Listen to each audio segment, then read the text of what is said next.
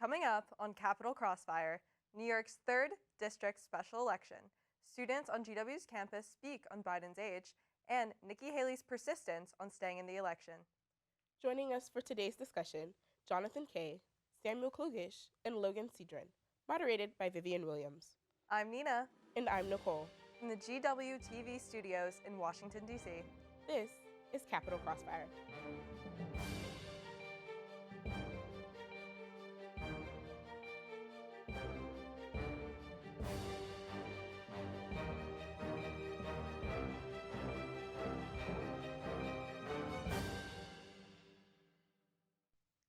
Joining us today, we have Jon Kay, a senior majoring in international affairs and philosophy of public affairs. Also joining us today, Samuel Cluggish, a junior double majoring in political science and economics. Finally, we have Logan Sedran, a sophomore double majoring in political science and economics. He is a member of College Republicans and Alpha Phi Omega, a national service fraternity. Our debaters will discuss the recent New York 3rd District special elections. In late 2023, George Santos was expelled from the House of Representatives based on fraud-related charges. Voters went to the polls on February 13th and elected Democrat Tom Suozzi, winning 53.76% of the vote, while Republican Mazi Melissa Pilp, who won 46.05% of the vote. Our debaters will also discuss the president's age and what students think about Biden not representing the demographics of America. They will also discuss Nikki Haley's recent comments on, quote, refusing to quit, quote, the Republican primary. She says that she will stay in the race until at least Super Tuesday in a week and potentially stay in the election until the convention this summer. Now, we will take it over to Vivian and our debaters. A special election was called on February 13th in Long Island, New York, to replace the controversial former Congressman George Santos. Democrat Tom Suozzi faced off against Republican Mazi Pilip. Suozzi's victory further shrank the Republican House majority to where it stands now at 219 to 212. The Democratic victory has voters wondering what, if anything, this means for the upcoming presidential election. My name is Reena Gupta. I'm currently a freshman at George Washington University, but I'm from Long Island, New York, specifically New Hyde Park, which is located in Nassau County. So that means that I'm part of District 3, which had George Santos. There was a lot of attention to this specific race just because there was a scandal, George Santos being the scandal prior to this election. I think we saw in this election specifically, especially with abortion and gun laws, that a lot of national issues were really important. I mean, even taxes and tax deductions are something which affects all Americans everywhere. My name is Carol Richards. I'm a lecturer, which means an adjunct professor at GW. Tom Suozzi, he was a very active local politician and a good guy. His opponent was an immigrant and tried to make the issue that the Democrats are bad on immigration, but Tom Suozzi had already been middle of the road on the subject. What he had to say about being tough at the border is going to help other Democrats around the country. Democrats are starting to really get together and organize, and I think Tom Suozzi's campaign did a good job on the messaging, but I'm not exactly sure how great of a reflection that would be for the presidential election, just because Tom Suozzi also did stay away from Biden's messaging. This candidate, Mazi Pilip, that they put against Tom Suozzi, I think was an easier candidate for him to beat, just because she had only agreed to one debate. She stayed very quiet throughout the campaign.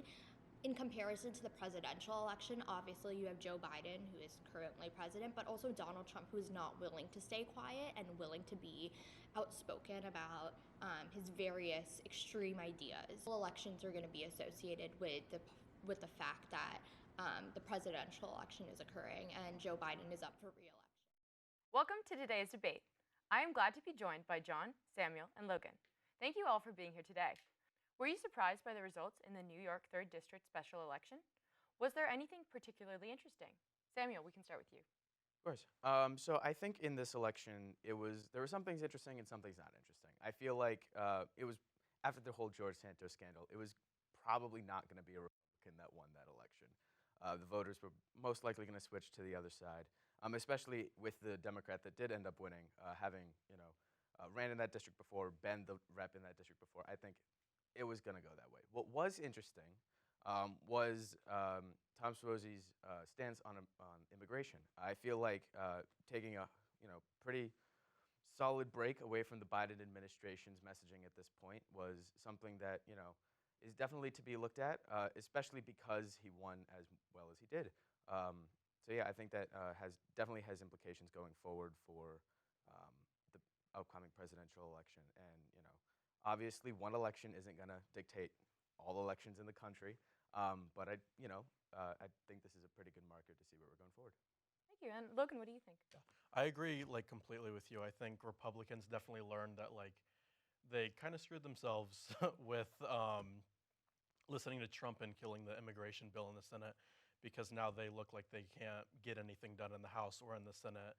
They always preach about immigration, and yet they're not doing anything now.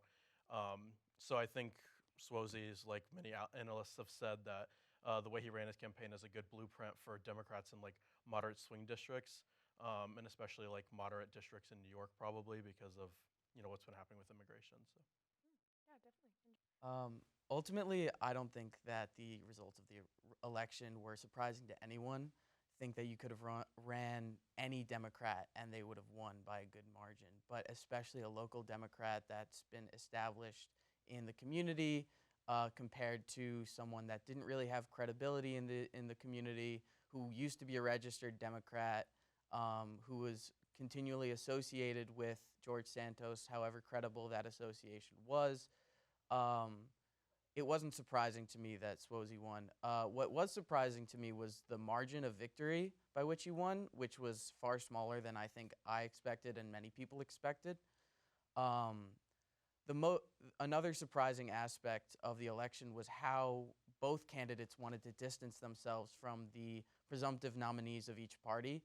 Suozzi continually distanced himself from the sitting president of the United States a couple months before he's supposed to be reelected, according to the Democratic Party's hopes, right? So that doesn't really fare. That indicates that Biden's chances in November don't fare well, especially if he was facing any other person but Trump, whose unfavorables are similarly high. Yeah, I feel like you bring up a lot of good points, but I also think that Biden's approval rating is somewhere in the low 40s, high 30s at any given moment. So he's not exactly the most popular guy on the street.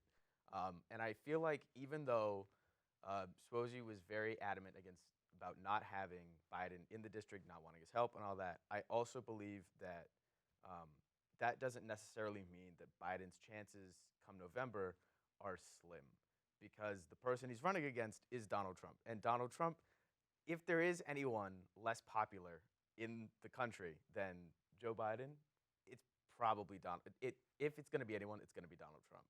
I think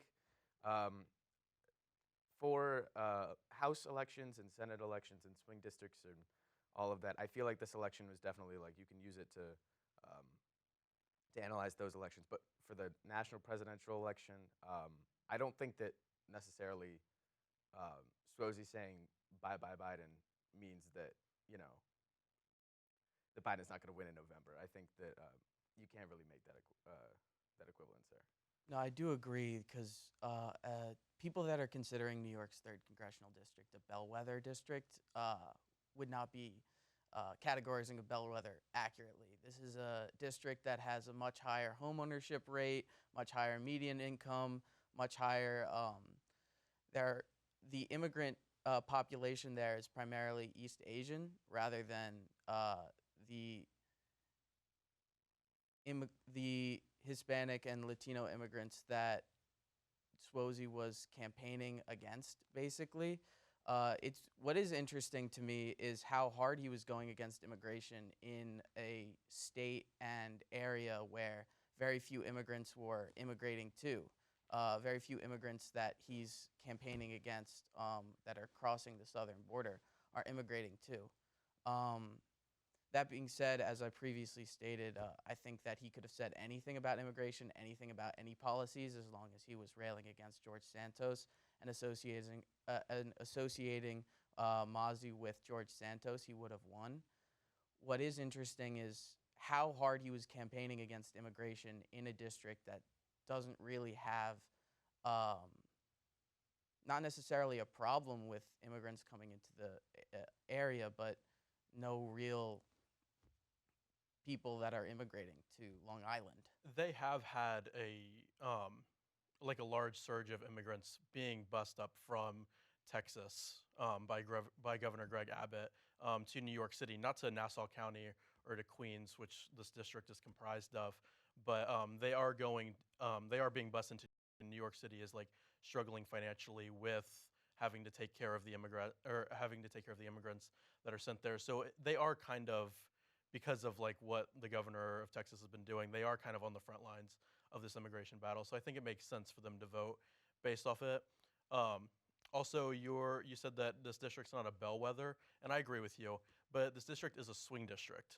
And in all the states that are going to matter in the 2024 presidential election, they're all going to look similarly. This certain election had specifics that made it distinct from a bellwether, like an incumbent essentially running, and immigration being the issue. But really, like it's still a swing district. It could go either way.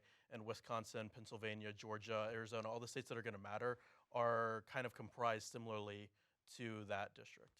Great. So you guys touched on this next question coming up, so it should be a shorter one. But what implications do the result of this race have for the general election, if anything? Are they limited to just New York? What do you guys think? We can start with Logan. I don't think. Sorry. I don't think that they're limited to just New York, like with what I just said. It's not a bellwether. It's kind of a swing district. I'm not going to repeat what I just said, but I think another analysis that you could take away from this is in Nassau County, in Queens, in this district, there's a large Jewish population, and Biden hasn't necessarily been the most pro-Israel, or as much as the Jews in New York would like. I saw a recent poll that said that Jews in New York are thinking about supporting Donald Trump. It was 53 to 44%, which is a complete turnaround from what they have in the past. I think you need to look at that also for not how the presidential election is going to go, but maybe how elections in New York are going to go, especially down ballot and potentially with the state. They had a very competitive governor election in 2020 where the Republican almost won. So I think New York, this doesn't speak nationally necessarily, but I think you could glean a lot of analysis for how New York's going to go. Right, and John? Yeah, I don't think it's going to be a spoiler to anyone that Joe Biden is going to win New York in the presidential election. But you're right that this does have ramifications down ballot with the Jewish communities. What I will say is, again, it doesn't really have any impact for the general. As a Jew from the New York area myself, I don't support Joe Biden's policies towards Israel, but for a different reason. I feel like he's too pro-Israel, and I feel like a lot of young people and Jewish people in our age group feel the same way or feel similarly. That being said, older demographics typically tend to vote more than younger demographics, so that, that is what it is. But that is an interesting point with how the difference between messaging with Republicans and Democrats goes, right? No matter how pro-immigrant, pro-border wall, anti-immigration the Democrats want to portray themselves to be, no matter how pro-Israel they want to demonstrate themselves to be, they're always going to lose that battle with Republicans. Everything that Joe Biden has done has continually supported Israel. There's nothing that he's done that he's, demonstrated himself to be in support of a Palestinian state, in support of a ceasefire. He just keeps sending money and weapons to the Israeli government. And so for him to be losing the Jewish vote, despite all the support that he's showing Israel, just demonstrates to me the power of the Republican industrial complex, the Republican messaging industrial complex, I guess. And I think that also goes to show with how close this race was. With how close this race was when the Democrats had a prime opportunity to wipe Mozzie off the board, basically. And Swozy only won by, what, 7, 8 points? Yeah. I think that to go back to the original question, when it comes to the general election, I feel like the presidential election is going to be, that's a whole different thing, as I've said. You have two really old candidates, two pretty unpopular candidates. You have, but obviously, one of them has 91 counts against him, and the other one's just really old, which, in this country, shockingly, has made them pretty evenly matched in the polls. But I feel like this election will have some ramifications for down ballot races come November. But to your point about the Israel stance and the immigration stance that Democrats are taking, I feel like have historically, or at least in Biden's term as president, have been marked as very pro-immigration, and that is not currently the most popular. It's not currently the most popular stance to take in the country, especially with the fact that there are an unprecedented amount of migrants trying to cross the southern border. And so I don't feel like the Democrats necessarily want to come off as stronger on immigration than the Republicans. I think they just want to be stronger on immigration, full stop. I don't think it's about being better than the Republicans. They just want to be like, okay, maybe we messed up. Let's have a little tougher border policy. And when it comes to the Israel stuff, yes, Biden is definitely pro-Israel, but that does not. I think that saying that he's not for a ceasefire is not entirely true. He does send. He had Anthony Blinken. Anthony Blinken's been over in Israel and Gaza and been trying to negotiate a ceasefire pretty consistently since October 7th of last year. He goes over a lot. They have sent lots of State Department officials over. There have been many, many deals for a ceasefire that have been put on the table that Hamas has rejected. So I feel like saying that Biden is only sending money and only sending weapons to Israel is a little misrepresentative of what's actually going on over there. Thank you guys so much for your responses. Sorry, I have to cut you off. But thank you. And now let's take a look at what GW students think about Biden's age. ABC News found that 86% of Americans believe that President Biden is too old to run for a second term. Today, we went around campus and asked GW students if they agreed with the statement and why. I think that he's at the age where even a lot of people question if he can drive a car. I think if you are above that age of being able to drive a car, why should you be in such a big, powerful position? I think if they can limit how young someone can be to be a president, they can also limit how old.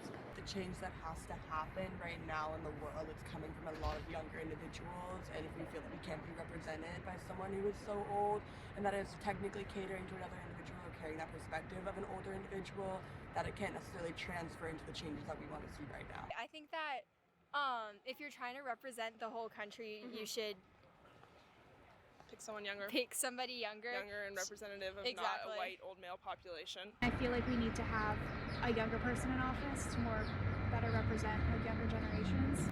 He's spoken openly about his stutter and how he struggles to get his words out correctly sometimes. And I do think that Biden is unfortunately too old. Is there anyone in particular that you would like to see instead as the nominee? I think Lily Nelson would be a wonderful president, personally. I don't know. I'm not 100% sure who I would like to see instead, because every politician currently is quite old or not great. I did like Pete Buttigieg when he was running in 2020. I don't know necessarily who has the best chance and has best left to actually vote for people. What do you think about the president's handling of the immigration crisis? I don't know. I feel like a lot of the times, I don't really know. I think for me it was more, I've seen a lot of the stuff that Kamala's said, and I just feel like that's insensitive, and I feel like that's taken over what I've been thinking about. Honestly, that's not something I've researched a lot. I'm not educated enough on that to comment on it. None of the students that we interviewed could come up with a suitable alternative for Biden as the Democratic nominee. nor do they know very much about Biden's handling of the southern border crisis. So we decided to ask them a series of rapid-fire questions on the United States government to figure out what they did know. How many amendments are in the Constitution? Ooh, it's 28. 27? 28? How many seats are in the House of Representatives? That one's based on population. 235. No, it's okay. 50's for the Senate, and then it's like by population for each state. I'm gonna go 65. 365. Who is the Speaker of the House? Who is it? It's not Nancy Pelosi. She just left. Who is that guy? Kevin McCarthy? So embarrassing. No, I don't. I don't. Changed so much recently, I don't remember. Most recent one I know is Nancy Pelosi. He was just. Is it Johnson? Now, moving on to what students think about Biden's age and his representation of America's demographic. Most GW students we interviewed agreed with the ABC poll that 86% of Americans believe that President Biden is too old to serve another term as president. Do you think Biden's age is a major concern for the Democrats' hopes in 2024? Samuel, we can start with you. Of course. I think that definitely his age is a problem. I think he's going to be 86 when he leaves office if he wins a second term, which is old. Not to say bad things about old people, but he's old. But I do think that people tend to forget that Donald Trump is only 4 years younger than President Biden and is also obese. So I think that, personally, do I think the age question should it be as big of a issue as it is? Yeah, I think it's, pretty important to know that the two candidates who are running for president will be in their 80s when they leave office. But do I think that the age question should be as targeted against President Biden as it currently is?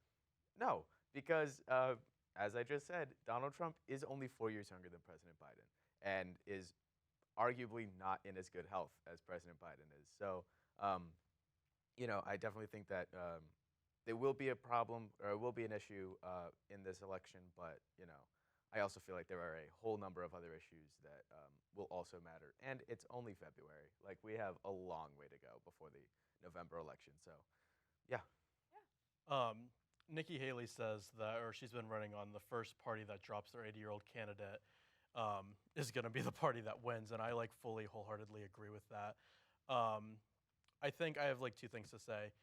I think Joe Biden picking Kamala Harris again as his running mate was a major miscalculation for the Democrats, because I think whoever gets up against the Democrats is going to be like, look, you can elect Joe Biden, but the probability that Kamala is going to take over is very high. And if you think, Joe Biden's approval rating is low, but Kamala's is even lower.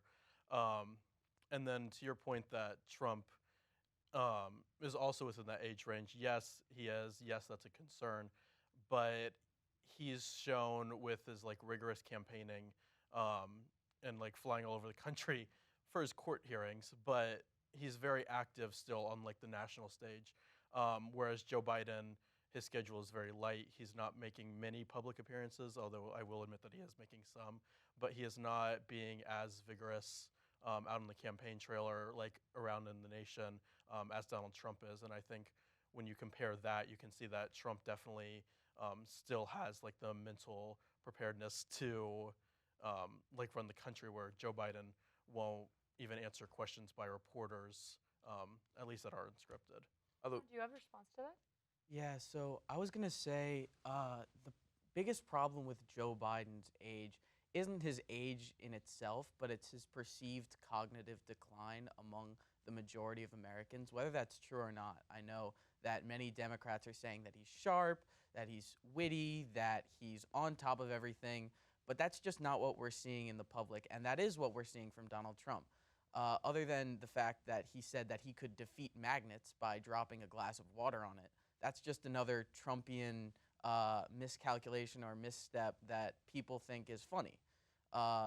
Ultimately, the difference between Joe Biden's age and Donald Trump's age is that Donald Trump, when he says things that I think there's a show, I can't remember it unfortunately, but there's a show with elderly people that people have a senior moment, where they forget things, where they say something silly, some would say out of pocket. Trump's elderly moments are more endearing to his supporters, and Joe Biden's elderly moments are cringeworthy and despairing to Democrats.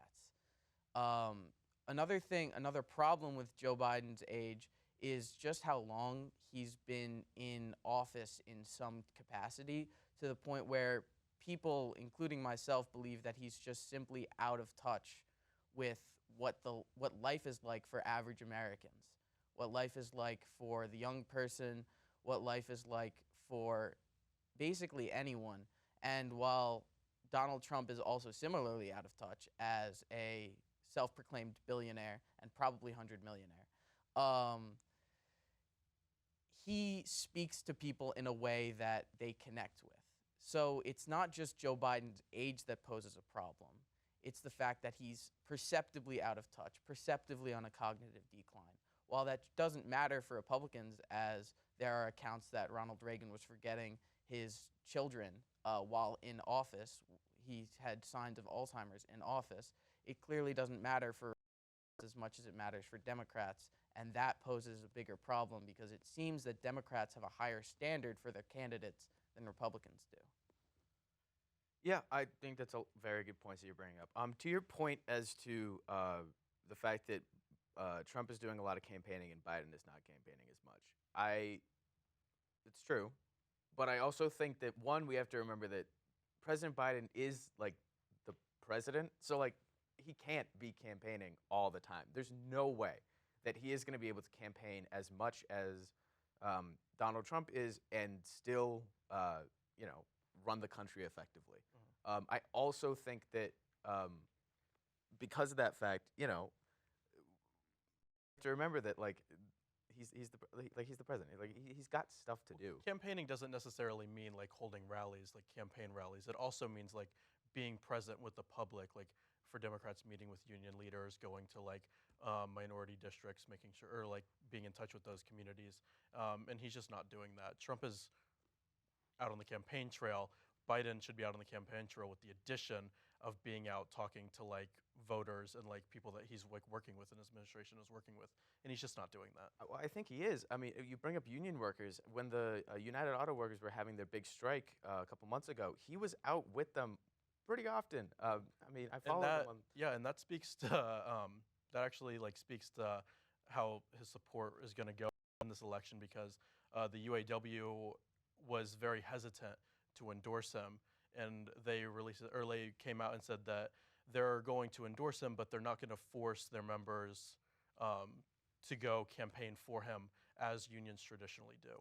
I want to move on to our next question, if you guys don't mind. It's been in the media a lot. So, Special Counsel Robert Hur's report on President Biden's handling of classified materials generated controversy due to a suggestion made in the report that Biden's age and memory issues might sway a jury, preventing him from being charged. Do you think Hur was justified in including this statement? John, we can start with you. No. He's the president of the United States. I was having this conversation with my friend earlier that Joe Biden, there was videotaped walking to, not Air Force One, but the helicopter version of Air Force One. Marine One.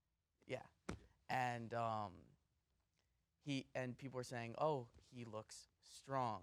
He looks, and again with what Democrats are saying, they are emphasizing how smart, how witty he is behind closed doors. And it seems that we've lowered our standards for what the president should be, what the president should do. If the special counsel is saying that his age should give him more lenience in a court of law, that is an absolute indictment on his cognitive state. I think that many Democrats, including myself, voted for Joe Biden under the assumption that he would be a one-term president because of his age. Now, that was an assumption that many of us made without any confirmation from the Biden campaign, but it just seemed obvious to us that an 81-year-old, soon-to-be 86-year-old at the end of his term could not serve as president. Now, I love my grandparents. They're the same age as Joe Biden. Sorry, guys, but I don't want you serving as president of the United States. The fact that the special counsel made this comment just serves to show that he should not be running again. Yeah, I sure. I think that he's definitely old. I don't think that it's appropriate for a special counsel to be making such comments in a report about whether or not Biden mishandled documents, especially since the report found that Biden did not mishandle the documents. So special counsel Muir can, he can have his opinion and he can state his opinion publicly. I just think it's very inappropriate to do so in a special counsel report about something completely unrelated to Biden's mental well-being. What do you think? I agree. I don't know what a special counsel, what authority they have to speak to someone's like cognitive decline. They're not a doctor, so I mean, I don't really trust Muir's assessment, but it's still going to have an impact for sure. I mean, the Biden administration reacted harshly to his report. I mean, as they should. I think it was kind of out of line. But I also think it points to some hypocrisy because say Joe Biden did mishandle classified documents. The special counsel is saying, oh, well, he's an old man. We should give him some grace. They're not going to give that same grace to Donald Trump, who also mishandled classified documents. But yet Democrats inflate, say, or he's old. He's just as old as Joe Biden. But that's privilege of being a nice old man isn't given to Trump. It's only given to Biden. Well, I will say that the reports about Donald Trump mishandling documents weren't, as I said previously, a senior moment. He was proudly displaying them within his Mar-a-Lago home, showing them to people that had absolutely no security clearance or nowhere near the security clearance that necessitated or that was required to be shown those documents. I'm sorry, we do have to move on to the next question, but thank you guys so much for your responses. Recently, Biden and Congress have drawn controversy over their failure to reach a deal over the border crisis at the U.S.-Mexico border, with the most recent border bill failing to pass the Senate. How should the government go forward to solve this crisis at the southern border? All right, we can start with you, Jon. I hesitate to accept this framing of the question. There isn't really a crisis at the southern border that's been significantly different than the crisis at the southern border that's been going on for 10, 20, 30 years. The crisis at the southern border is a means by which Republicans push Democrats to the right on a significant issue, and Democrats keep capitulating to Republican framing, this is Republican framing, that there is some existential crisis to the nation, that the southern border is a porous border letting through millions and millions of people that we haven't seen in previous years when you go back through the years, and this is the same narrative that has been going on throughout the entire 21st century and previous. I don't believe that the Democrats should be pushing as far to the right as they are. As I said before, the Democratic bill that they tried to push through Congress is further to the right than anything Donald Trump has ever suggested or put through Congress himself. And Democrats are consistently going to lose that battle. Ultimately, this is a battle of narrative. Neither side cares about what's really going on at the southern border.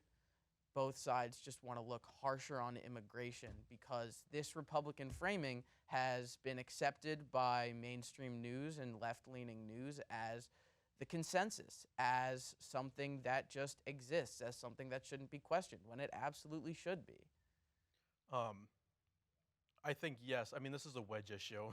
It's a lot easier to run on it than it is to actually solve it.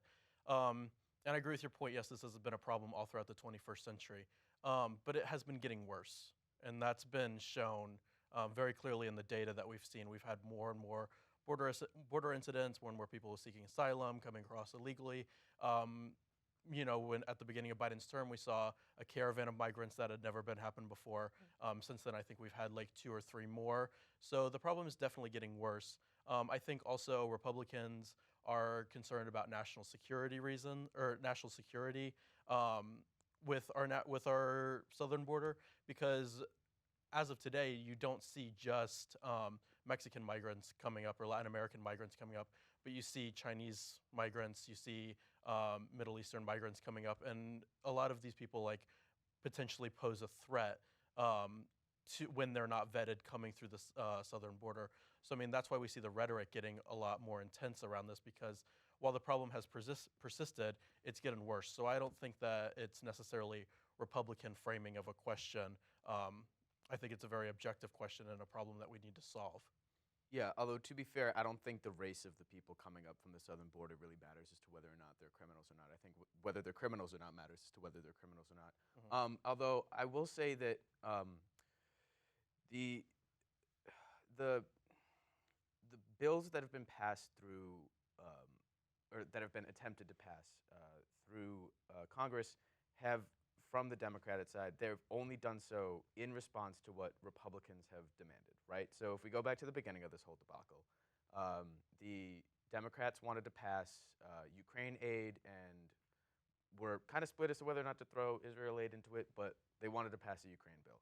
And the Republicans said, we're not going to allow that unless you add border security. So then the Democrats added border security, and now then the Republicans were like, well, now we're not going to pass it because now you're just trying to make this a campaign issue.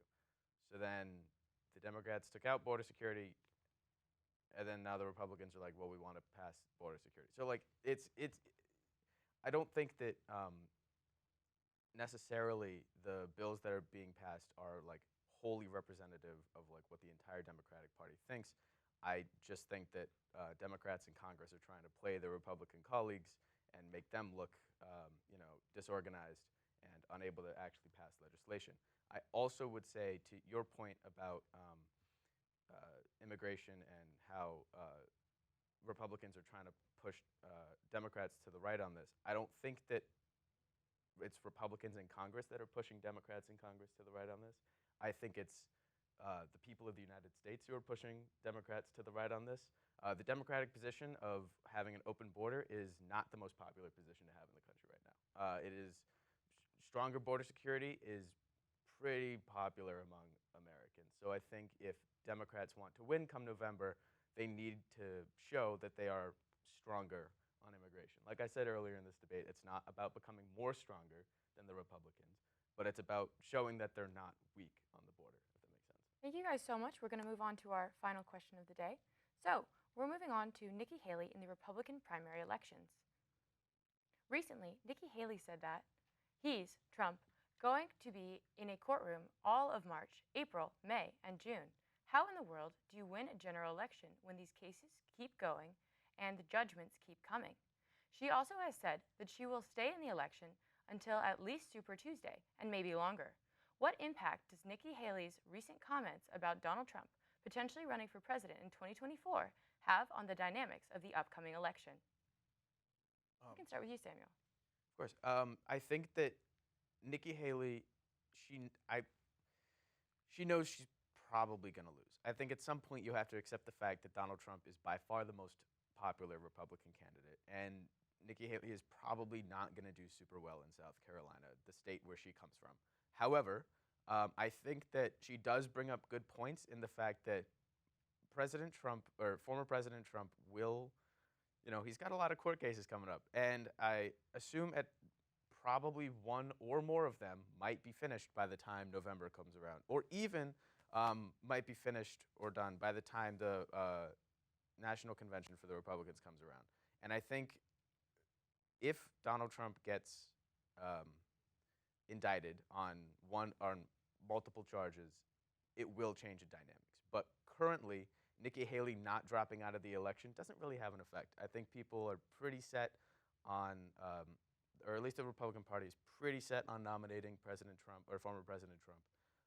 And I think that the only real implication that Nikki Haley's current presence in the election has is it's kind of like whatever she does is what I think center left or center right Republicans will do, because there's definitely a solid group in the Republican Party that is not fully in on President. All right. And Logan and John, just wanted to say we only have time for one response each left. I'll go. Sorry. I was going to say, I think Nikki Haley staying in the race, I think she just, I mean, she still has money like coming into her campaign. And I think she's just like banking on a hope that like something happens with Trump's legal cases, and she then can become the nominee, assuming like he goes to jail or something else happens. But I think Nikki Haley's candidacy really shows that despite like Democrats' claims in recent years that like this is Trump's party and like the Republicans are just going to listen to whatever Trump wants, I think Nikki Haley's candidacy, and a significant candidacy at that point, shows that there's like a lot of diversity of thought in the Republican Party, and this is not one that's just like domineered by Trump. There is like a majority of people who support Trump and his policies, but it's not every Republican is a diehard Trump supporter, and that they shouldn't be like labeled as one, and like anything that Trump does shouldn't fall on all Republicans. I disagree with that, considering Nikki Haley lost to literally no one in a primary this year. But that was a special case because Nevada changed their rules, and then they kept the last rule, but then they also like were trying to implement this new rule, and she was on the ballot in one, and Trump was on the ballot in the other. So it's like to say that she lost to no one, I don't think is very fair to her, because the circumstances were like extenuating. Regardless, she, as we all acknowledge, has no chance. And regardless of what happens in Donald Trump's court cases, at the end of the day, he said, and I think it's true, that he could shoot someone in the middle of Fifth Avenue and he wouldn't lose any support. No matter what Donald Trump does, the vast majority of the Republican Party will support him, because it is, at the end of the day, Trump's party. But she is pulling, I mean, the impact of her candidacy impacts Trump, whether she loses to him or beats him. She's going to pull him further to the center, because the Republicans are showing that they don't want like necessarily like too far on like the right. They want to pull Trump more towards the center so that they can win the election. That's what her candidacy, I think, shows. Well, I would hesitate to call her a center-right candidate on every issue, that she is pretty far right. The only reason that she's perceived as a moderate is because she talks evenly and calmly.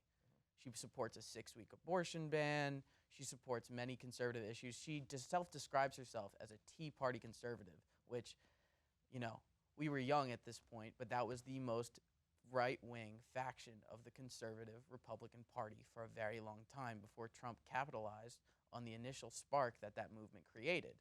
You know, she's not a moderate. She's a perceived moderate by people that would like her to be a moderate, by people that would like her to not be Trump. But at the end of the day, what her candidacy does represent is a group of small Republican donors that are very wealthy, that want to have Trump not be the nominee, or want to communicate the idea. I think if like that was true, that she's like not necessarily a moderate, we wouldn't see Biden donors stop supporting Biden and start supporting her. If she was more to the right, Biden donors would continue to support Biden. Also, she's made very clear her abortion stance is not to legislate based off her own beliefs. She said that she wouldn't. She's personally pro-life, but she's not going to implement that in the country because she doesn't believe that her belief should like influence. Although to be fair, I think that most the Biden supporters who are going to Nikki Haley aren't going to Nikki Haley because she's a moderate. I think they're going to her for different reasons. They're going to her because she's young. They're going to her because she's not like wanting to overthrow the country. I think like I don't think she's a moderate, but I also think that on the things that really matter, she is more rational than Trump. She's not trying to. She's not going around saying that she's going to be a dictator on day one. Like I think she's not a moderate by any stretch of the imagination, but she's more moderate on the things that like actually really matter in this election. And that will be all the time that we have for here today. John, Samuel, Logan, thank you guys so much for joining us, sharing your valuable perspective. And now we're going to take it back to Nina and Nicole for fact check. Samuel stated that Biden's approval rating was in the low 40s. According to recent Gallup, Quinnipiac, and Monmouth polling, Biden's approval rating is 38%. That's all we have for this episode's Fact Check. Well, that's all for this episode of Capital Crossfire. Be sure to check us out online at www.gw-tv.com and follow us on Instagram and TikTok at GW Capital Crossfire. For all of us at GWTV, I'm Nina. And I'm Nicole. Thanks for getting caught in the crossfire with us. We'll see you back here next time.